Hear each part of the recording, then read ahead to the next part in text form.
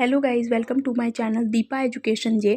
CTET 2023 में आज हम सीडीपी का एक बहुत ही इंपॉर्टेंट टॉपिक पर चर्चा करेंगे। जैसा मैंने आपको पिछले वीडियो में बताया है कि हर टॉपिक से 2 से 3 प्रश्न इस परीक्षा में बन रहे हैं। तो आज हम बात करेंगे अपसारी चिंतन और अभिसारी चिंतन की। ठीक है, पर डे इससे क्वेश्चन बन रहा है अपसारी चिंतन से और अभिसारी चिंतन से। बच्चों को अक्सर इस बात को लेकर कन्फ्यूजन होता है कि अपसारी चिंतन कब ऑप्शन में होगा और अभिसारी चिंतन। तो आज का वीडियो देखने के बाद से अपसारी और अभिसारी चिंतन में किसी भी तरीके का कोई भी कन्फ्यूजन नहीं होगा। ठीक है, अब हम पहले बात करते हैं अपसारी चिंतन की। देखिए, अपसारी चिंतन यानी डाइवर्जेंट थिंकिंग की। ठीक है, देखिए, जब कोई बालक किसी समस्या पर चिंतन करते समय अलग अलग क्षेत्रों के बारे में अलग अलग दिशाओं से उसका समाधान करे, तो अपसारी का मतलब ये हो गया, जैसे ये कोई बालक है और वो इधर भी सोच रहा है, इधर के लिए भी समस्या का समाधान के लिए इधर से भी सोच रहा है, इधर से भी सोच रहा है, यानी मल्टी वे में सोच रहा है, तो वो हो गया अपसारी चिंतन। देखिए, ध्यान रखिएगा, अलग अलग क्षेत्रों में या अलग अलग दिशाओं को एक कड़ी से दूसरी कड़ी को तीसरी कड़ी को जोड़ते हुए अगर समाधान करे तो वो हो गया अपसारी चिंतन, यानी डाइवर्ट किया अपने आप को। देखिए, और ये ज़रूरी नहीं है कि अगर बहुत आईक्यू जिस बच्चे का बहुत तेज है वो बहुत ज़्यादा डाइवर्जन। देखिए, आईक्यू वाला व्यक्ति बालक क्रिएटिव नहीं होगा, ये जरूरी नहीं कि उसके अंदर कुछ रचनात्मकता, लेकिन हाँ, रचनात्मक अगर कोई बच्चा क्रिएटिव है तो हो सकता है वो क्या हो, आईक्यू उसका तेज हो सकता है। तो देखिए, दो अलग अलग चीज़ें हैं, इससे भी क्वेश्चन बन रहा है। अब सारी चिंतन में बात करें तो मल्टी वे में सोचेगा। जैसे अब आप ऐसे चिंतन करते समय आप ऐसे बालक को आप निबंधात्मक रूप में कोई प्रश्न दीजिए तो वो निबंधात्मक रूप में उसका आंसर देगा। तो अब निबंधात्मक रूप में आंसर देने के लिए वो हर क्षेत्र के बारे, जैसे आपने उसको गाय के बारे में बोला तो वो गाय के बारे में उसके शरीर, उसके अंग और वो क्या खाती है, कहाँ रहती है, वो पूरा गाय के बारे में पूरा डिटेल में हर तरीके से सोचेगा। तो ये हो गया अपसारी चिंतन, यानी किसी भी एक समस्या के समाधान के लिए अलग अलग दिशाओं में सोच कर उस समस्या का समाधान करना जो चिंतन यूज होता है उसे हम अपसारी चिंतन कहते हैं और डाइवर्जेंट थिंकिंग कहते हैं। ठीक है, जैसे ओपन वे होगा, यानी खुला रूप से सोचेगा, चारों ओर से सोचेगा, मैंने चारों तरफ चहुर्मुखी तरफ से सोचेगा, एक कड़ी को दूसरी कड़ी से जोड़कर सोचेगा।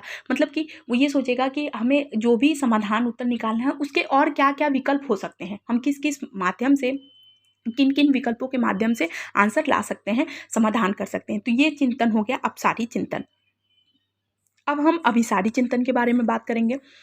तो जस्ट अपोजिट इसका अभिसारी चिंतन का मतलब ये हो गया, ये कन्वर्जेंट थिंकिंग होती है, यानी जब किसी समस्या का समाधान केवल एक ही माध्यम से, एक ही मतलब उसका केंद्र ही केवल एक हो, एक पॉइंट हो, वो सिर्फ ये सोचे कि हमें सिर्फ एक ही इसी पॉइंट से ही सोचेंगे और इसी पॉइंट से ही हम आंसर लाएंगे। ऐसे में क्या हो सकता है, जैसे ट्रू फॉल्स, अगर आप क्वेश्चन इसे आपके कैसे बनेंगे कि अगर कोई बालक जो है आंसर देते समय सिर्फ और सिर्फ एक ही आंसर को रिपीट करता है, जैसे आपने उससे ट्रू फॉल्स पूछा। अब देखिए, इसमें क्या होता है, ट्रू फॉल्स अगर आप पूछेंगे तो वो क्या चिंता करेगा, कुछ नहीं, या तो ट्रू होगा या फॉल्स होगा।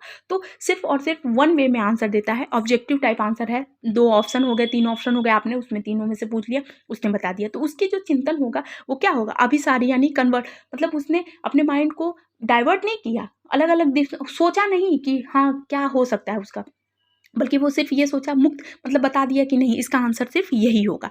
फिलिंग द ब्लैंक, आपको पता है कि फिलिंग, तो ये जो है ये उदाहरण से आपके क्वेश्चन बनते हैं। तो देखिए, अभिसारी चिंतन में अपसारी चिंतन का विपरीत होगा, उसमें डाइवर्ट करेगा, मल्टी वे में सोचेगा, इसमें सिर्फ एक बिंदु पर बात करेगा और एक ही टॉपिक पर एक ही आंसर को क्या करेगा, केंद्रित रहेगा। मतलब उसे लगेगा कि ट्रू फॉल्स है तो ट्रू ही होगा या फॉल्स होगा, इन दोनों के अलावा और किसी भी तीसरे पर, या न्यूट्रल नहीं होगा, या ये नहीं बताएगा कि नहीं ये फॉल्स क्यों है, ट्रू क्यों है। लेकिन जब अपसारी चिंतन वाले बालक से बात किया जाएगा तो वो जो चिंतन होगा, जो वो बालक जो चिंतन करेगा, वो अपसारी चिंतन में ट्रू फॉल्स के क्या कारण है, क्यों ट्रू है क्यों फॉल्स है, ये सबका रीजन अलग अलग वे में सोचेगा और बताएगा कि हाँ ये क्यों ट्रू है और ये क्यों फॉल्स है। तो देखिए, ये वीडियो मैंने बहुत ईजी वे में बताया है कि अपसारी चिंतन और अभिसारी चिंतन से आपके प्रश्न ऐसे ही बनते हैं।